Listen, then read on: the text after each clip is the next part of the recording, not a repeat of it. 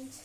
చూడండి ఫ్రెండ్స్, మా మమ్మీ నేను వచ్చేసరికి కూర అగో దాంట్లో అన్నం పొయ్యి మీద పెట్టింది, కెమెరా ఈడ పెట్టింది. ఏడిపోయిందో ఏమో నాకు కనిపించకొచ్చింది ఫ్రెండ్స్.